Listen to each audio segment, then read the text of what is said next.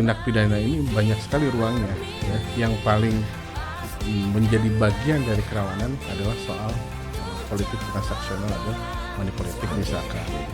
KPU, Bawaslu itu harus independen, imparsial, netral, tidak memihak kepada kepentingan politik tertentu. Karena hasil itu kan tugasnya Mahkamah Konstitusi ya. Gitu. Jadi kalau kemudian nanti ada Jawa Baratku semakin jaya. Sampurasun. Rampes. Jumpa lagi bersama Pro Bono Podcast untuk kebaikan Berikan publik publik. dan masyarakat, ya tentunya publik atau masyarakat. Dan saya Hakim juga ditemani. Kira Kita bertemu lagi dan kita bahas juga seputar tahapan pemilu yang sekali lagi teman pemilih jangan lupa untuk menggunakan hak pilih Anda di Rabu 27 November 2024 mendatang, karena satu suara pun akan turut menentukan nasib bangsa. Nah, Betul. terutama kaitannya konteksnya Pilkada Jawa Barat sekarang ini. Nah, Betul. kan begitu, Kit? untuk teman pemilih juga jangan lupa untuk memfollow atau untuk mengikuti sosial media KPU Provinsi Jawa Barat, baik itu Instagram, TikTok, Facebook, X, ataupun juga kanal YouTube KPU Provinsi Jawa Barat. Jangan lupa untuk like, komen, dan juga subscribe. Ya, dan hari ini di 27 Agustus 2024, seperti kita tahu ya, Kir ya, itu dibukanya pendaftaran untuk calon kepala daerah, khususnya calon gubernur dan wakil gubernur Jawa Barat, begitu ya. Dan bertempat di kantor Komisi Pemilihan Umum KPU Jawa Barat Jalan Garut Kota Bandung ini juga sudah disiapkan secara teknis juga untuk menerima kemungkinan adanya kedatangan dari para bakal calon ya, sebelum ditetapkan sebagai calon tapi bakal calon kepala daerah, gubernur dan wakil gubernur Jawa Barat. Nah, jangan lupa juga, Kir, karena tahapan pilkada ini juga tidak hanya KPU dominasinya Komisi Pemilihan Umum tentu ya. Ada banyak yang terlibat penyelenggara pemilu itu atau pilkada juga, dari unsur pemerintah, KPU, masyarakat juga harus partisipasi dengan menggunakan hak pilihnya, dan satu lagi Badan Pengawas Pemilu. Nah, ini yang tidak boleh dikesampingkan juga, perannya juga sangat penting. Nah, kita di wilayah Skup Jawa Barat kehadiran atau kedatangan narasumber yang luar biasa. Ini ketuanya langsung hadir, Kir. Ketua Bawaslu Jawa Barat, Bapak Zaki Muhammad Zamzam. Apa kabar, Kang? Alhamdulillah baik. Sehat ya, Kang ya? Sehat. Sehat, ya? Sampurasun. Rampes. Kang Zaki, saya panggil atau Kang Zamzam? Zaki, Bu. Kang Zaki. Oke. Kang Zaki, sekarang ini kan tahapan sudah dimulai pendaftaran untuk calon kepala daerah, gubernur dan wakil gubernur Jawa Barat, begitu ya. Dan ini juga termasuk juga ranah atau tugas dari Bawaslu. Betul, Kang. Jadi tugas Bawaslu itu ya amanat undang-undang, baik Undang-Undang 7 tahun 2017 tentang pemilu dan Undang-Undang 10 tahun 2016 tentang pemilihan kepala daerah. Bawaslu punya 4 bisnis core dalam konteks sebagai penyelenggara pemilu ya. Yang pertama tentu tugas kita sebagaimana nama lembaganya ya, sebagai pengawas, tentu tugas utamanya adalah mengawasi setiap tahapan penyelenggaraan pemilu maupun pemilihan kepala daerah. Itu yang pertama dan yang paling utama saya kira. Yang kedua adalah yang ini juga menjadi paradigma baru Bawaslu secara kelembagaan, yaitu tugas pada ruang upaya pencegahan terhadap potensi pelanggaran yang diatur di undang-undang. Jadi 1 pengawasan, 2 pencegahan. Nah, kalau di area pengawasan dan pencegahan ini ternyata ada hal-hal yang menjadi potensi pelanggaran, bahkan terjadi pelanggaran, tentu Bawaslu juga secara kelembagaan itu punya fungsi sebagai lembaga penindak pelanggaran. Utamanya pada 3 klaster ya. 3 klaster pelanggaran. 1, pelanggaran yang sifatnya administratif ya, itu soal tata kelola, kemudian tata cara, mekanisme, prosedur pada setiap tahapan penyelenggaraan, kemudian yang sifatnya tindak pidana.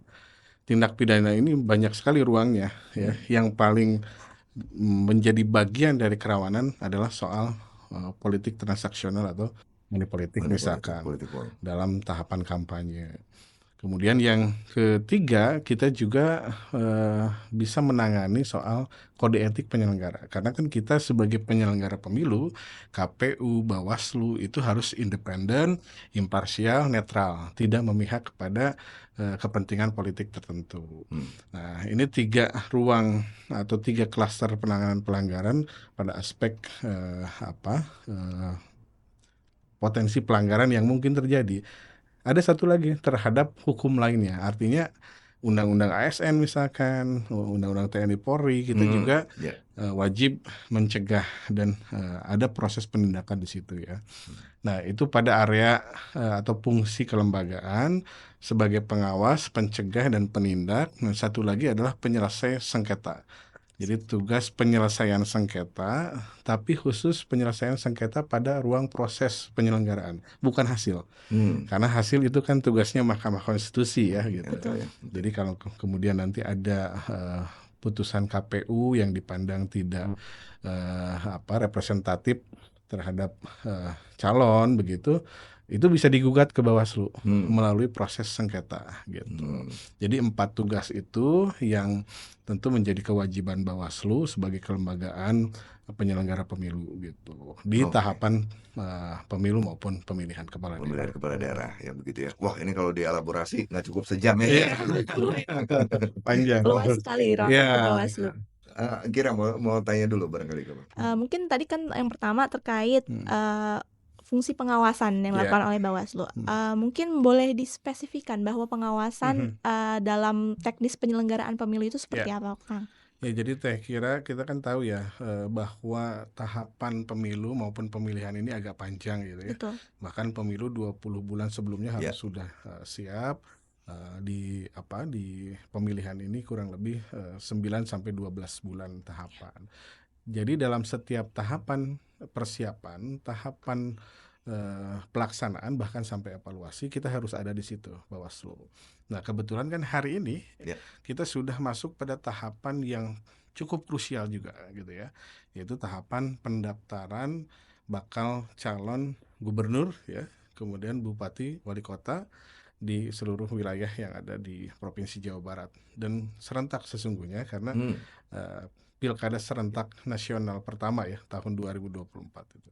Jadi kebetulan ini di tahapan pendaftaran calon, dan kita sudah menyiapkan ya secara internal tim fasilitasi pengawasan terkait dengan tahapan pencalonan. Jadi kita sudah siapkan sumber daya manusia, kita sudah siapkan seluruh aspek kesiapan kita sudah kita siapkan. Kita ingin identifikasi di tahapan ini sesuai dengan prosedur. Jadi kita polanya pencegahan ke rekan-rekan penyelenggara teknis, dalam hal ini KPU ya sebagai penyelenggara dan penerima pendaftaran bakal calon. Tidak hanya di tahapan ini, saya kira tahapan ini kan sudah berjalan juga di tahapan pemutakhiran data pemilih. Hari ini masih di tahapan pemutakhiran data pemilih sementara.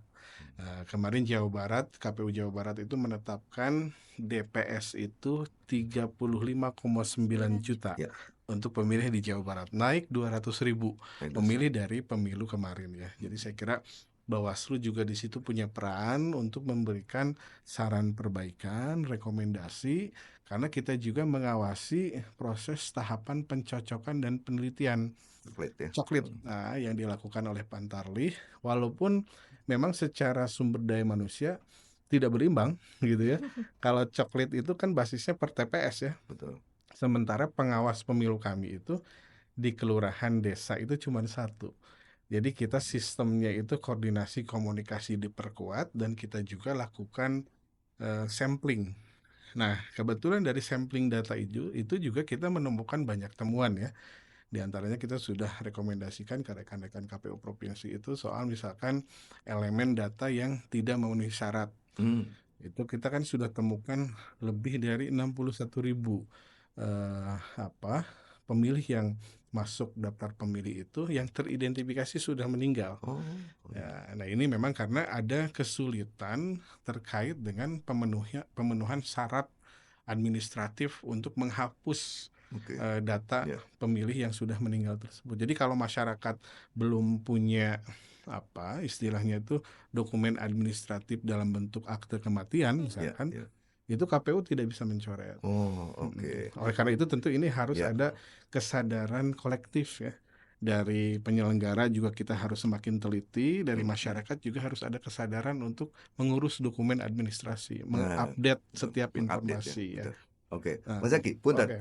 Ini kalau kita tarik ke proses sekarang ini pendaftaran calon kepala daerahnya ya, calon gubernur wakil. Apa yang bisa istilahnya menjadi catatan atau yang mungkin saja bisa menggugurkan pendaftaran, misalnya ada yang nggak sesuai prosedur misalnya, apa ya di sisi mana? Ya, jadi kita beberapa waktu yang lalu kita sudah mengikuti perkembangan peraturan KPU ya, Ya. yang berubah pasca putusan Betul. MK ya.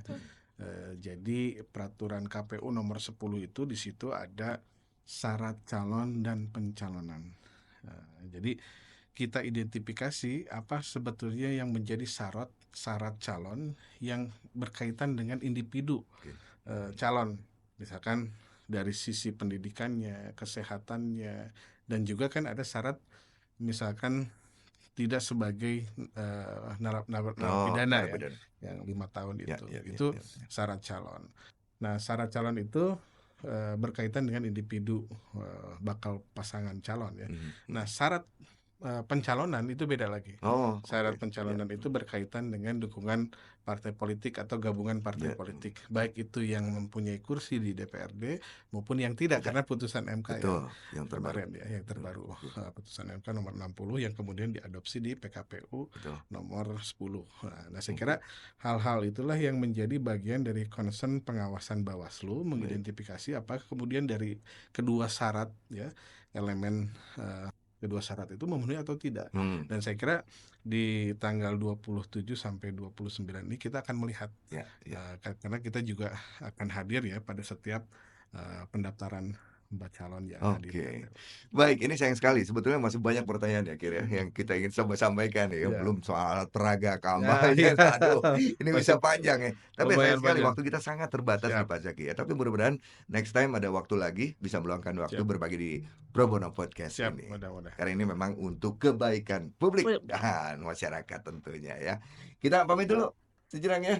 Paling ini kira ada yang mau disampaikan dulu barangkali. Jangan lupa untuk sekali follow lagi ya buat teman untuk pemilih. teman pemilih yang menyaksikan, jangan lupa untuk follow sosial media KPU Provinsi Jawa Barat di Instagram, TikTok, Facebook, ataupun X, dan juga subscribe YouTube KPU Provinsi Jawa Barat, dan jangan lupa like, komen, dan juga share. Terima kasih. Saya Hakim dan Syakira pamit sejenak. Terima kasih banyak sekali lagi. Kak Zaki, selamat bertugas. Semoga lancar. Makin sukses.